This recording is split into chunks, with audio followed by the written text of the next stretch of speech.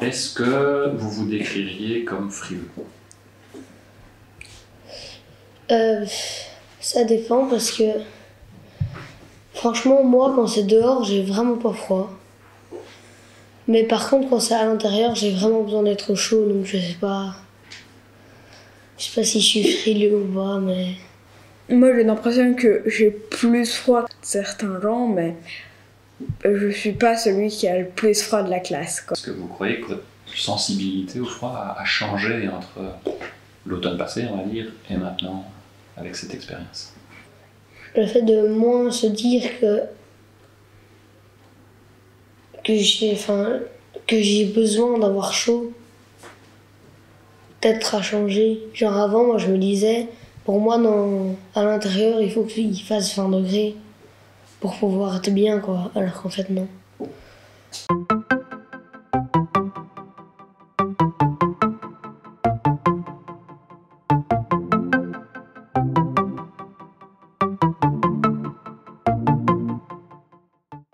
L'idée de Slow Heat, c'est de chercher à assurer le confort à des températures intérieures plus basses que celles qu'on rencontre d'habitude. Et pour ça, on travaille sur différents aspects, le fait de s'habituer au froid, de bien s'habiller, mais aussi de disposer d'objets chauffants, avec comme principale question quels objets, quelle ergonomie, quel confort d'utilisation et quel abaissement de température peuvent-ils permettre.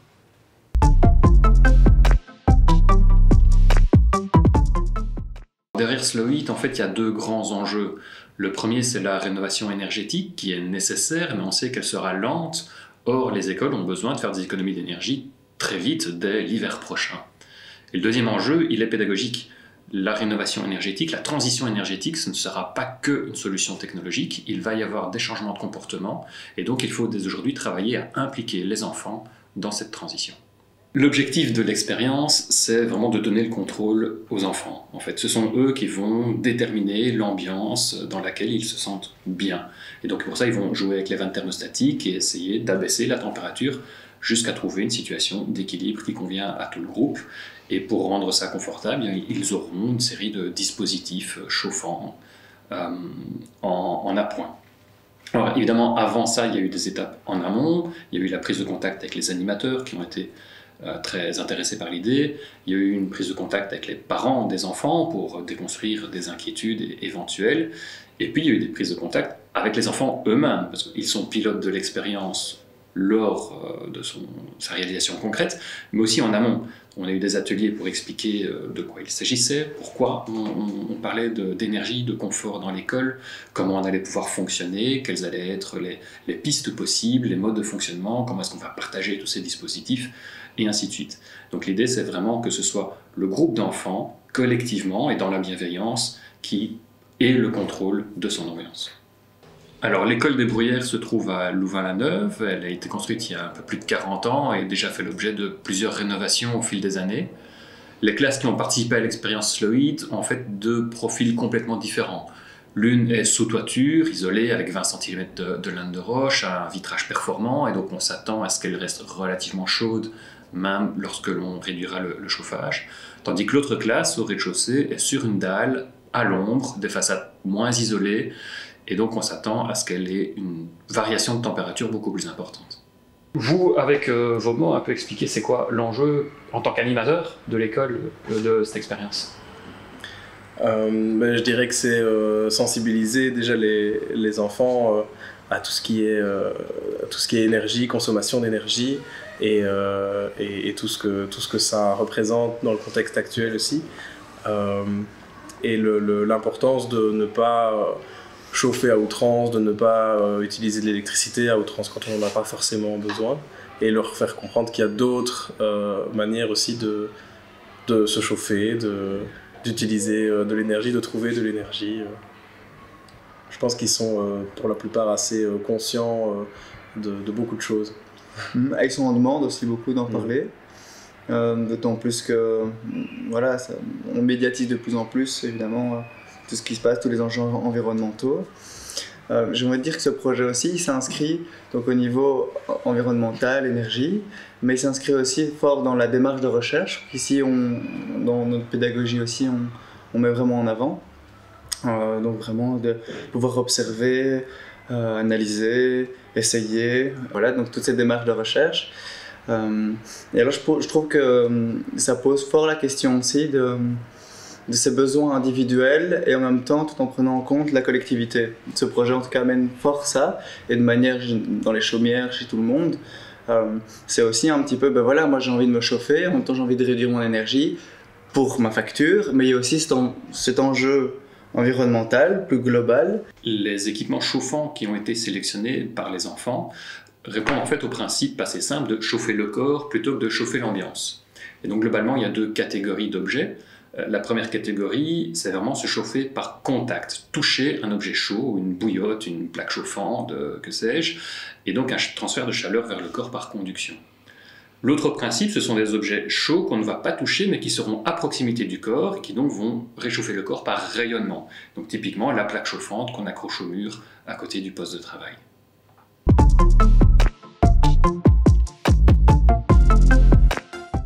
Ça marche pas. T'enlèves ça et tu mets un sort de câble qui va chauffer. Et il y a de l'eau dedans et du coup l'eau elle va chauffer. Et après tu peux mettre tes mains, tu peux te poser ta tête, te mettre dans ton t-shirt.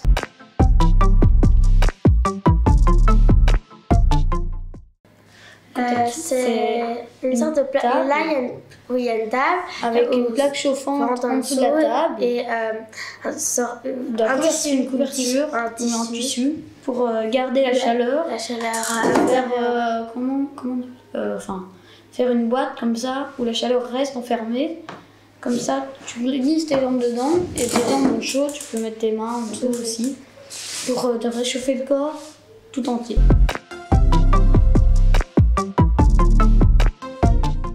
Pour moi, je prendrais souvent des plaids quand j'avais froid au moment de travail parce que je trouvais ça un peu plus pratique. Enfin, tu pouvais le mettre sur tes bras et tout sans que ça te dérange vraiment.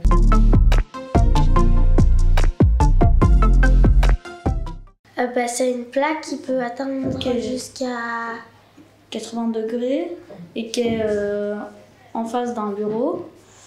Donc quand tu regardes, ça va pas. Enfin, si tu es à quelques centimètres de la plaque, tu vas sentir la chaleur, mais si tu es à 1 mètre ou 2, tu vas pas sentir la chaleur. Donc c'est fait pour que juste la personne qui travaille à la place où il y a la plaque chauffante puisse avoir chaud.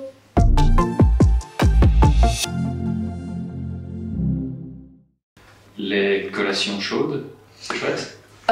Oui, en fait, ça réchauffe parce que on le prend vers la petite récré et pendant le quart d'heure lecture et ça réchauffe parce que tu viens de l'extérieur et puis tu rentres et tu bois quelque chose de chaud, donc ça fait du bien.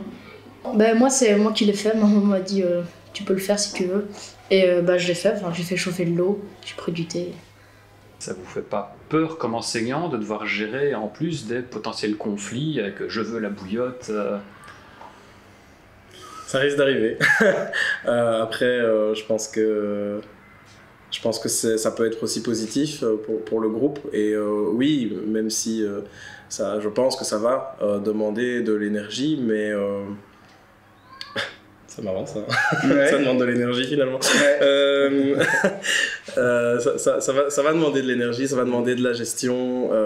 Et oui, il y a certains individus qui vont rencontrer plus de frustration que d'autres et d'autres qui vont accepter plus facilement de laisser la place aux autres. Mais c'est un défi, je pense, qui vaut la peine d'être relevé dans le cadre d'un projet comme celui-ci. Et voilà, même si je trouverais bête de ne pas se lancer dans un projet comme celui-ci, juste pour ces raisons et pour ces craintes-là qui sont tout à fait qui sont bien réelles en fait. C'est vrai, et en même temps, donc c'est à la fois on peut le voir comme une crainte, mais on peut le voir aussi vraiment en termes d'objectifs et de mission. Ici, on dit oui, ça va nous demander de l'énergie, mais c'est une énergie qu'on décide de mettre parce qu'on pense réellement que c'est un apport important pour les enfants de passer par ces débats-là, de pouvoir comprendre, déjà apprendre à se connaître eux, à se connaître les autres et comment gérer tout ça. c'est simplement ça nous demanderait autant d'énergie que de préparer peut-être un collectif ou autre chose matière, mais c'est tout aussi important de permettre aux enfants de se développer dans ces enjeux-là que dans des enjeux matière. Hein. En termes de température, les résultats de l'expérience sont très encourageants. En fait, les deux classes ont complètement arrêté de chauffer. Mais bon, comme elles sont dans un bâtiment qui, lui, reste globalement chauffé, évidemment, la température n'a pas descendu énormément. En fait, on a mesuré une température de référence avant l'expérience, pendant le mois de novembre, entre 18 et 20 degrés, globalement dans les deux classes. Et la classe la plus performante, celle qui est sous toiture, isolée, a vu sa température baisser autour des 17-18 degrés en présence des enfants lors de l'expérience. C'est relativement limité comme descente. Mais l'autre classe, celle qui est sur dalle, qui est moins isolée, a vu sa température descendre entre 15 et 17 degrés pendant les heures de cours, tout en maintenant le confort des enfants.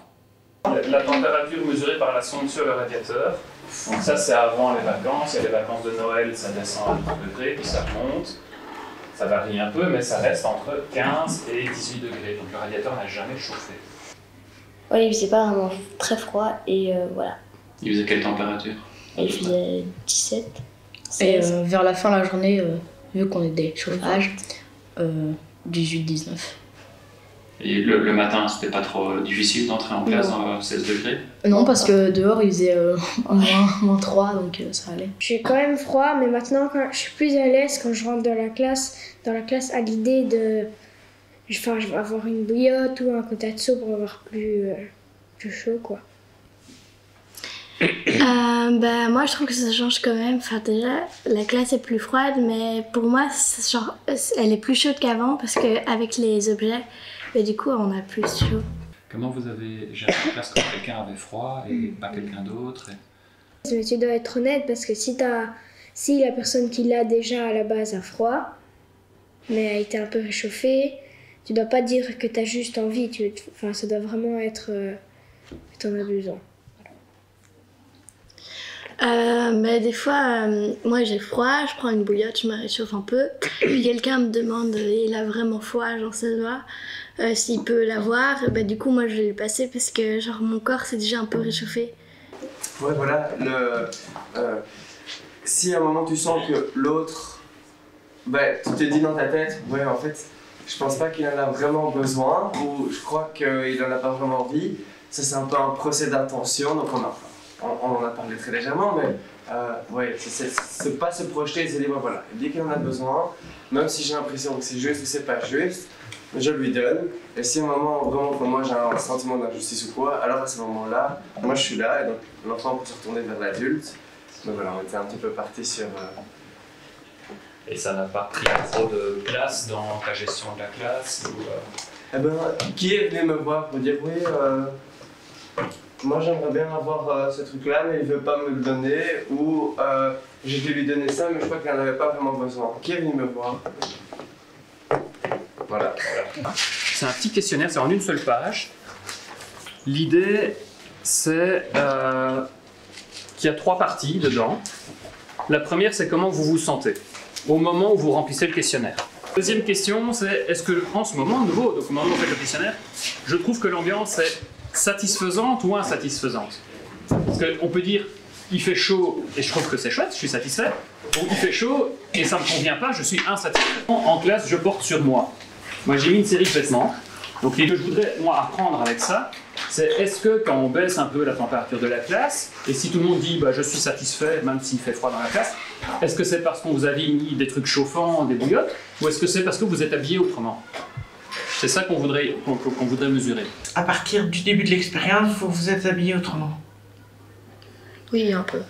Moi, au début, je m'habillais comme avant. Et puis après, j'ai un peu commencé à garder ma veste à l'intérieur et à mettre des plus grosses pantoufles. Les enfants et leurs animateurs remplissaient le questionnaire au minimum une fois par semaine, ce qui permet d'avoir une vue sur l'évolution de leur satisfaction dans l'ambiance et de leur habillement. Et en fait, ce que ça montre, c'est une grande constance dans la façon dont ils s'habillent, même si individuellement, il y a évidemment des variations, mais en moyenne, ils ne se sont pas, au fil du temps, habillés plus chaudement qu'au début de l'expérience. Par contre, ils sont de plus en plus satisfaits par rapport à leur ambiance, alors même que la température descend. Et donc ça montre que tous les différents dispositifs mis à leur disposition ont un vrai impact sur leur plaisir thermique à être en classe.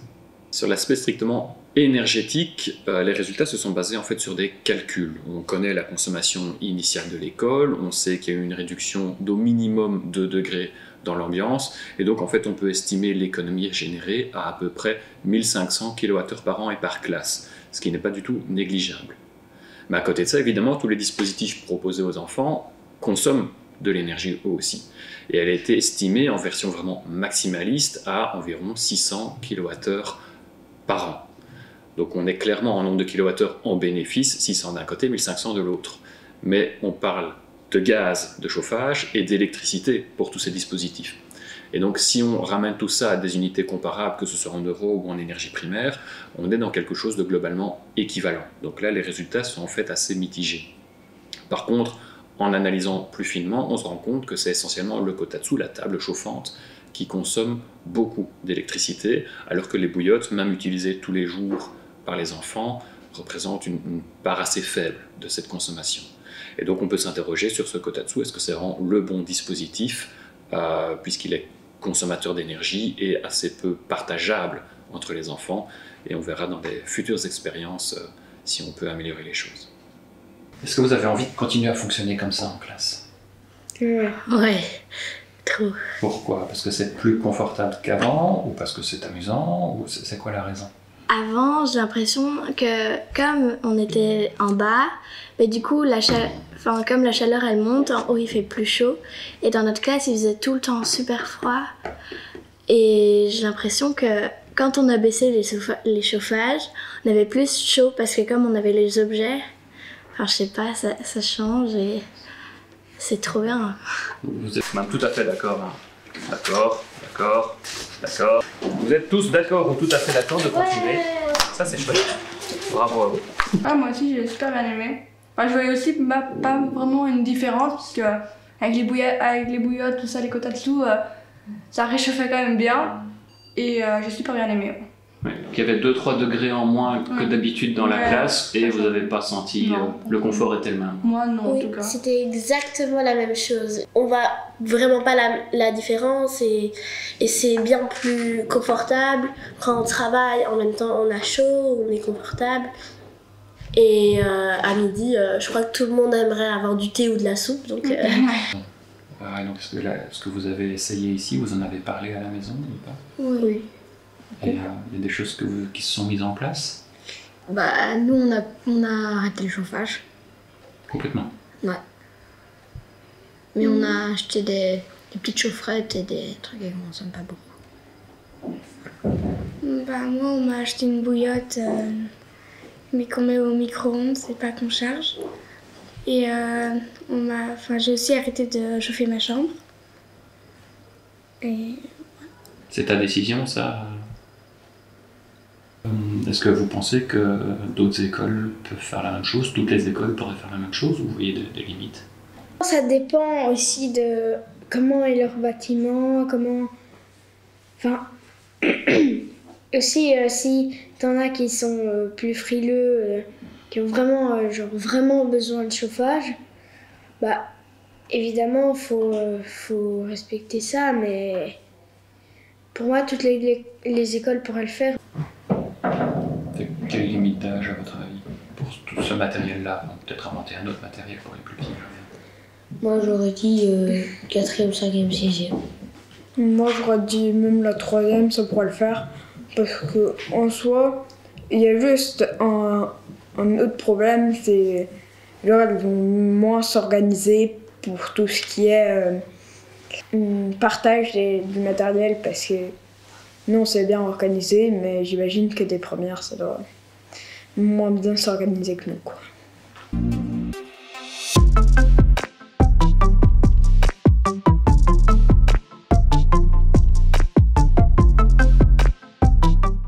Qu'est-ce qu'on en fait maintenant? Alors tu vas faire comme on avait dit, faire une affiche à l'entrée de l'école. Je sais pas si c'est possible, mais mettre dans des revues. En général, toutes ces revues, les enfants qui sont abonnés peuvent leur écrire, poser des questions, et donc vous pouvez leur écrire. Voilà, nous on a fait ça dans l'école, on a du matériel, si vous voulez en parler, Ça, c'est une bonne idée.